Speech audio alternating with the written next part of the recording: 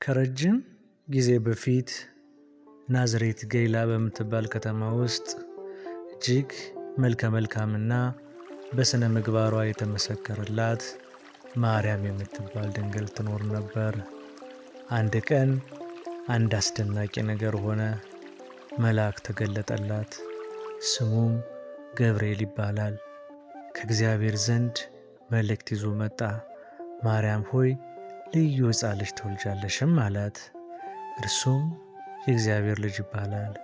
ማርያምም በመልአኩ ብስራት ተገረመች። ይህ ነገር እንደምን ይሆንልኛል ብላም ጠየቀችው። መልአኩም በመለሰላት ጊዜ በእግዚአብሔር አመነች። እንዲህም ብላ ተናገረች፣ እንደ እግዚአብሔር ፈቃድ ይሆንልኝ፣ እኔ ለእግዚአብሔር ባሪያው ነኝም አለችው። ይህም ጊዜ ለሰው ልጆች ሁሉ መዳን የመጀመሪያው አስደናቂ ነገር የተጀመረበት ነበር። ጊዜው ሲደርስ ማርያምና ዮሴፍ ሕዝብ ይቆጠር ነበርና ለመቆጠር ቤተልሔም ወደምትባል ከተማ ተጓዙ። ነገር ግን እዚያ ሲደርሱ የሚያርፉበት ቦታ አጡ። አልጋ የለም፣ ቤት የለም። ስለዚህ እንስሳት በሚኖሩበት ቦታ አደሩ። በዚያች ሌሊት የዓለሙ ጌታ መድኃኒታችን ኢየሱስ ክርስቶስ ተወለደ። ድንግል ማርያም በጨርቅ ጠቀለለችውና በግርግሙም አስተኛችው። ይህ ቦታ ለአንድ ንጉሥ የሚሆን ቦታ አይመስልም ነበር፣ ግን ሆነ። የሚያስገርመውም ይህ ነበረ። በሰማይ ላይ መላእክት በአቅራቢያው ለነበሩ እረኞች ሁሉ ታየ። እንዲህም አሉ፣ አትፍሩ፣ መድኃኒት የሆነ እርሱም ጌታ ተወልዶላችኋል። እረኞች ሕፃኑን ለማየት ሮጡ። ከሩቅ አገር የመጡ ጠቢባንም ብሩህ ኮከብን ተከትለው ኮከቡን በቀጥታ ወደ ኢየሱስ መራቸው። በግርግም ውስጥም አገኙት። ገና ሕፃን ቢሆንም እርሱ በጣም ልዩ የነበረ ሕፃን ነበር።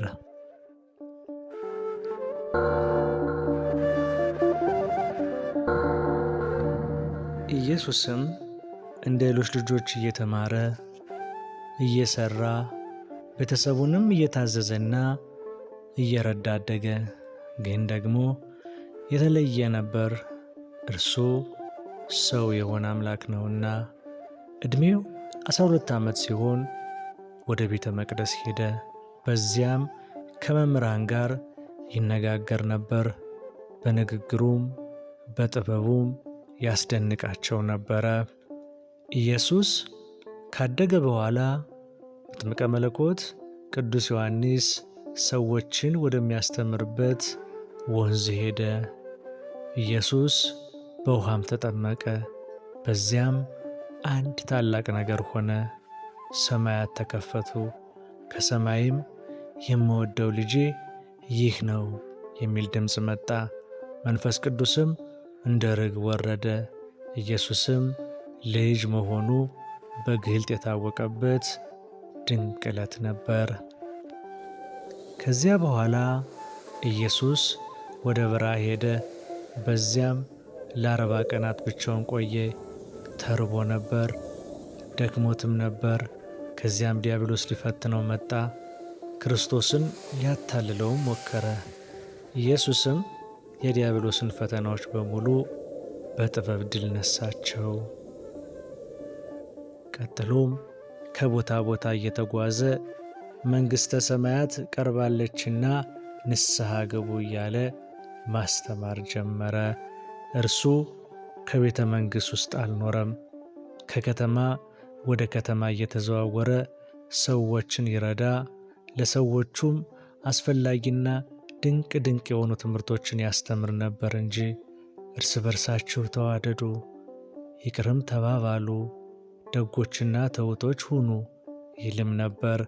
በዘመኑም እጅግ አስደናቂ ታምራትንም ያደርግ ነበር። ሕሙማንን ይፈውሳል፣ ዕውሮች እንዲያዩ ያደርጋል፣ ሽባዎችም በእርሱ መራመድ ችለዋል፣ ሙታንም እንኳን ተነስተዋል። በጥቂት ዳቦና በጥቂት ዓሣ በሺዎች የሚቆጠሩ ሰዎችን መመገብ ችሏል። ሰዎች ተገረሙ፣ በሄደበትም ሁሉ ይከተሉት ነበር። በአንድ ሌሊት ሐዋርያት በባሕር ላይ በማዕበል ውስጥ ነበሩ።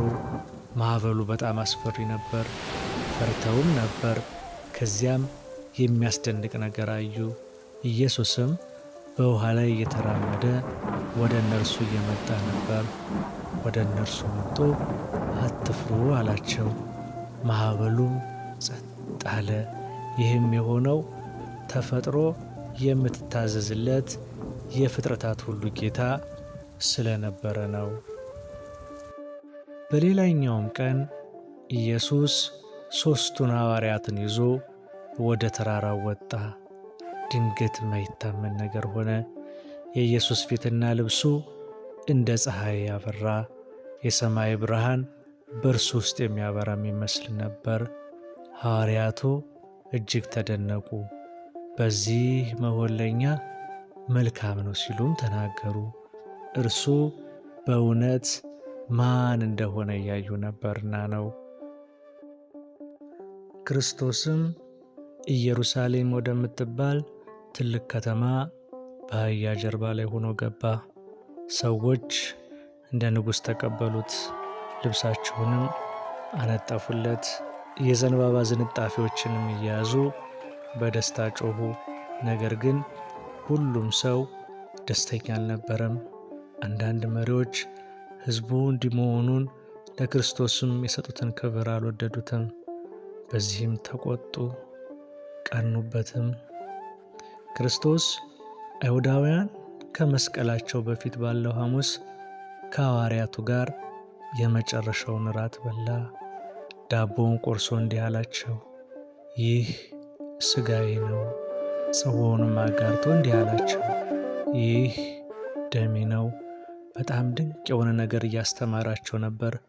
ምንም እንኳን ገና ሙሉ በሙሉ ባይረዱትም።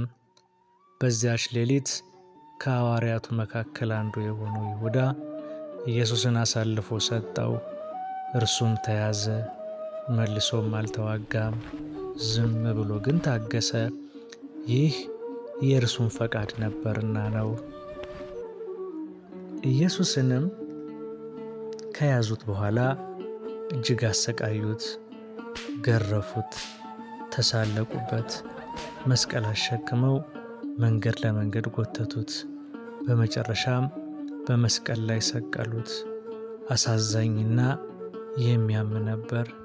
ነገር ግን በዚያን ጊዜም እንኳን ኢየሱስ እንዲህ ይል ነበር፣ አባት ሆይ የሚያደርጉትን አያውቁምና ይቅር በላቸው።